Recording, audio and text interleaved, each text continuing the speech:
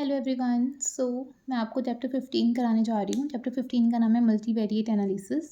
मैं आपको सारे इंपॉर्टेंट क्वेश्चंस कराने जा रही हूँ जो भी फाइनल पेपर के पॉइंट ऑफ व्यू से इंपॉर्टेंट हैं। ओके, जो इस चैप्टर में से आपको मेन क्वेश्चंस जो आएंगे ही आएंगे वो करने हैं, वही क्वेश्चन मैं आपको कराने जा रही हूँ। ओके गाइज, तो फर्स्ट क्वेश्चन है meaning, objectives and importance of multivariate analysis. सबसे पहले मैं आपको मीनिंग बता देती हूँ।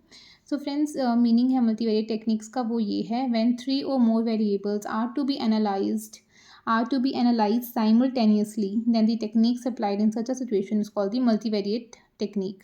मतलब जब 3 से ज़्यादा वेरिएबल एनालाइज किए जाते हैं साइमल्टेनियसली और उस टाइम पे जो सी टेक्निक यूज़ की जाती है उसे कहते हैं मल्टीवेरिएट टेक्निक्स। ठीक है, और जो यूज़ है ना जो मल्टीवेरिएट टेक्निक्स का बहुत इंक्रीज हो गया है अब रिसेंट ईयर्स में। क्यों? एंड द प्राइमरी रीज़न है इसका वो है डेवलपमेंट ऑफ कंप्यूटर प्रोग्राम्स। ठीक है, सो जो मल्टीवेरिएट एनालिसिस टेक्निक्स हैं वो यूज़ की जाती हैं बहुत सारे फील्ड्स में to analyse the social, psychological, agriculture and the business data. Then I'm going to discuss with you all the characteristics of the multivariate techniques। Characteristics में सबसे पहले है these techniques are empirical in nature। These analyze the complex data collected from the real life situation। ठीक है, सबसे पहला point. Second है multivariate techniques crystallise the larger volume of data into the smaller and the meaningful terms. मतलब बहुत सारा जो बहुत लार्जर वॉल्यूम का डाटा जो होता है वो बहुत ही छोटे छोटे मीनिंगफुल स्कोर में वो कन्वर्ट कर देते हैं। थर्ड है it involve the complex calculation. ठीक है, बहुत सारी कॉम्प्लेक्स कैलकुलेशंस इसमें होती हैं और due to this reason multivariate techniques have to use the computer facilities for the calculation purposes. So these are the 3 characteristics of the multivariate techniques. ठीक है, एंड यहाँ से लाइन पढ़ लेना कि as a result many of the applied and the behaviour researcher use this techniques to they have proved to be useful in various type of decision making। ना मैं आपको बताने जा रही हूँ ऑब्जेक्टिव्स ऑफ मल्टीवेरिएट टेक्निक्स। देखो, objective में सबसे पहले आता है डाटा रिडक्शन। ठीक है, it helps in simplifying the data as much as possible without sacrificing the valuable information. मतलब जो मल्टीवेरिएट एनालिसिस है वो हेल्प करती है डाटा को रिडक्ट करने की रिड्यूस करने की। ठीक है, this is objective data reduction. Second is sorting and grouping. When you have multiple variable you want to group the similar ones together based on the common characteristics. An example of this analysis cluster analysis. ठीक है, sorting और grouping करने में बहुत help करती है कौन? Multiple analysis. Then is your investigation of dependence among the variables. Fourth is prediction. अभी हमें प्रिडिक्ट करने में रिलेशनशिप बिटवीन द वेरिएबल्स को प्रिडिक्ट करने में हेल्प करती है। टेस्टिंग अ हाइपोथेसिस में भी हेल्प करती है। If you want to test a hypothesis, ठीक है, we can use the multivariate techniques। Then is the importance of multivariate analysis। सबसे पहले relationship between the multiple variables। ठीक है, डिपेंडेंट एंड इंडिपेंडेंट भी लिख सकते हो आप इसकी जगह। सेकेंड है it help in future prediction कि फ्यूचर में किस तरीके से, ठीक है, लाइक वेदर प्रिडिक्शन हो गया, इसमें हेल्प करती है। देन कंडीशन ऑफ रिलेशनशिप में भी हेल्प करती है। ठीक है, which relationship between the variables like dependent variables. And जैसे कंक्लूजन्स होते हैं वो रियलिस्टिक होते हैं, मतलब मैच करते हैं रियल लाइफ सिचुएशन के साथ। And we can represent the variables in the tabular form. जो हम ये वेरिएबल्स होते हैं उन्हें हम टैबुलर फॉर्म में रिप्रेजेंट कर सकते हैं। उसके बाद आता है टेक्निक्स ऑफ मल्टीवेरिएट एनालिसिस। सबसे इंपॉर्टेंट टेक्निक फर्स्ट ये है मल्टीपल रिग्रेशन एनालिसिस। इसका मतलब होता है regression is the study of the nature of a relationship between the variables so that one may be able to predict the unknown value of the one variable for the known value of the other variable. ठीक है, multiple regression analysis is a measure of a relationship and it involves one independent variable and two or more independent variables। Then is your importance of regression। First is the nature of relationship। Importance of regression सबसे पहला है nature of relationship। मतलब कि it explains the relationship between the two or more variable।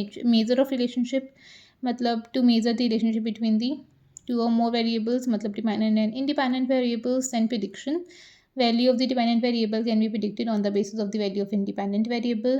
then useful in economic and business research। ठीक है, example है multiple regression का, study of the effect of rain and irrigation on the wheat is an example of the multiple regression. उसके बाद exemption of regression. ठीक है, they are कुछ exemptions है मल्टीपल रिग्रेशन और सिंपल रिग्रेशन के लिए, वो कौन कौन सी फटाफट देख लेते हैं। The chosen sample must be representative of the population and there is a linear relationship between the independent and the dependent variable. All the variables are normally distributed. There are no outliers. The independent variables are all linearly independent. फिर आता है types of regression, simple and multiple regression, linear and low linear regression, और एक होती है partial and total regression. सबसे पहले simple regression, multiple regression. Simple regression क्या होती है? When we study only two variables at a time in which one variable is dependent, other is independent, called the simple regression. For example, relationship between the income and expenditure is an example of the simple regression.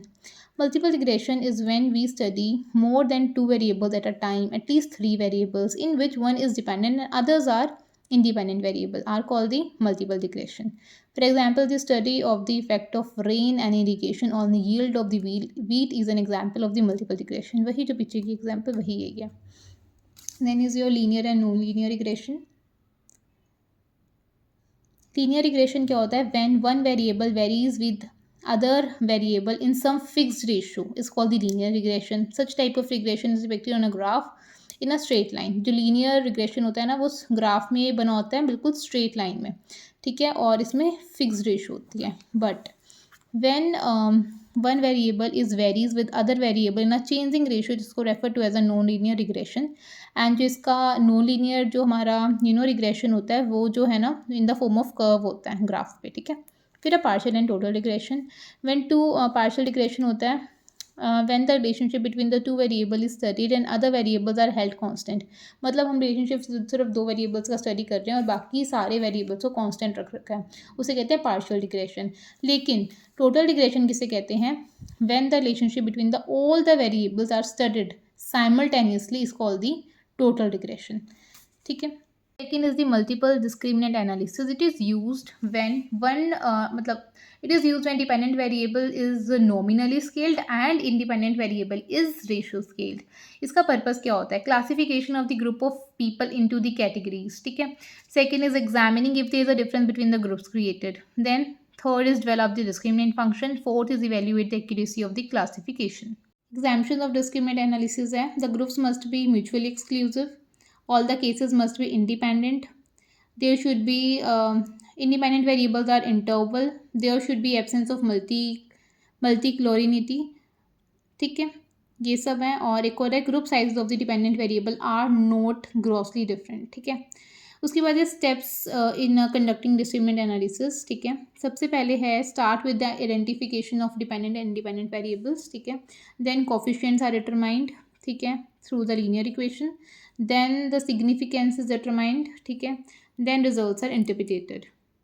The results of discriminant analysis is highly useful in business research and social service research. के बाद ये भी करके जाना conjoint analysis. इसका मतलब है it is a statistical analysis technique to measure what consumer value most about your product or service. मतलब ये इस तरीके की टेक्निक होती है. It is a statistical technique that measure what the consumer value most about your product or service. मतलब इस तरीके की टेक्निक होती है जो टेक्निक हमें स्पेसिफाई करती है कि कौन सी चीज़ें जो कस्टमर आपकी ज़्यादा वैल्यू कर रहे हैं आपके प्रोडक्ट के बारे में. जैसे for example a TV manufacturer would want to know if the customer value pictures और साउंड क्वालिटी मोर, ठीक है, या फिर वो लो प्राइस ज़्यादा वैल्यू कर रहे हैं पिक्चर क्वालिटी से, ठीक है. तो टीवी मैन्युफैक्चरर बहुत वो होगा ना keen to know about this.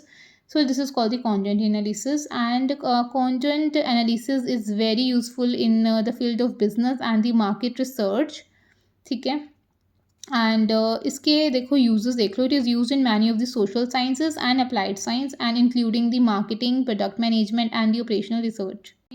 Towards the steps of the conjoint analysis. First one is determine the type of the study, ठीक है, किस चीज़ में हमें स्टडी करनी है. Second is identifying the relevant attributes regarding that study, और study के कौन कौन से एट्रीब्यूट्स हैं जिन पे हमें स्टडी करनी है वो हमें आइडेंटिफाई करना है.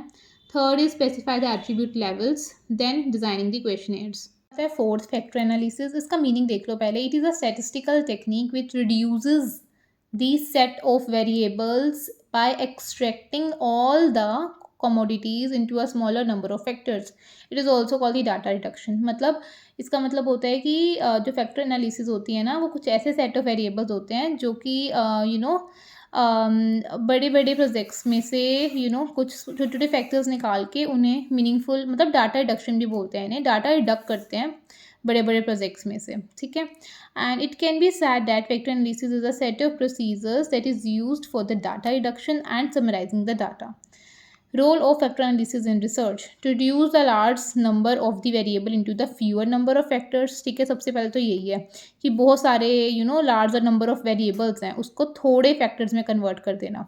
To simplify the set of the complex variable using the statistical procedure. Complex जो वेरिएबल्स होते हैं उन्हें स्टैटिस्टिकल प्रोसीजर को यूज़ करके सिंप्लीफाई कर देना है. To reduce the large number of variable into the fewer data sets that are more manageable and understandable. मतलब जो बहुत लार्जर नंबर ऑफ वेरिएबल्स हैं उन्हें फ्यू डाटा सेट्स में कन्वर्ट करना ताकि वो ज़्यादा मैनेजेबल और अंडरस्टैंडेबल बन सकें. एग्जाम्पशंस आते हैं फैक्टर एनालिसिस की. Metric variables, adequate sample size and relatedness between the variables. मतलब जो वेरिएबल्स है वो कोरिलेटेड होनी चाहिए each other. Coming to all the types of factor analysis. तो 2 टाइप की होती है factor analysis, R type factor analysis and Q type factor analysis. देखो आर टाइप कौन सी होती है. R type factor analysis is use to analyse the relationship between the variables. And जो क्यू टाइप फैक्टर एनालिसिस होती है it is use to analyse the relationship between the various respondents. ठीक है. उसके बाद है methods of factor analysis. There are 2 basic methods of the factor analysis. First one is principal component analysis method and second one is common factor method. Principal component analysis method होता है it provides a single solution and it provides a सरल possible solution. ठीक है, simple सा. आप बस इतना ही लिखाना, कुछ ज़्यादा नहीं लिखना. भी वैसे ही कराती है मैंने आपको. ये लिमिटेशंस पे लिखाना. लिमिटेशंस ऑफ फैक्टर एनालिसिस है it is a complex method. जो रिजल्ट्स ऑब्टेन होते हैं वो डाउटफुल होते हैं. ठीक है, बहुत सारा रेलिवेंट डाटा होता है वो कंसीडर ही नहीं करते हैं और बहुत सारा मीनिंगफुल जो डाटा होता है वो लेफ्ट आउट रह जाता है. फिर है a lot of decision taken with regard to factor analysis is based on the judgment of the researcher. मतलब कितने सारे डिसीजन तो ऐसे होते हैं फैक्टर एनालिसिस में जो जजमेंट मतलब रिसर्चर ही जजमेंट से अपनी प्रिडिक्ट कर लेता है. ठीक है, लेकिन despite of this limitation factor analysis is useful in bringing out the latent dimension relevant in the relationships. ठीक है, मतलब इतनी सारी लिमिटेशंस के बावजूद भी ये जो फैक्टर एनालिसिस मेथड है वो यूज़फुल होता है. ठीक है, नेक्स्ट रह गया इस चैप्टर का जो इंपॉर्टेंट एनालिसिस है वो है क्लस्टर एनालिसिस. देखो इसमें क्या होता है. It is a technique which is use to combining the observations into the groups. ठीक है, such that each group is homogeneous with respect to certain characteristics and each group is different from other group in respect of the same characteristics. ठीक है, guys ये diagram आप learn कर जाना. उसके बाद है इसके 2 मेथड हैं क्लस्टर एनालिसिस के. Hierarchical clustering and non hierarchical clustering. सबसे पहला हायरार्चिकल क्लस्टरिंग. उसमें क्या होता है it develops a tree like cluster using the bottom approach and the top down approach.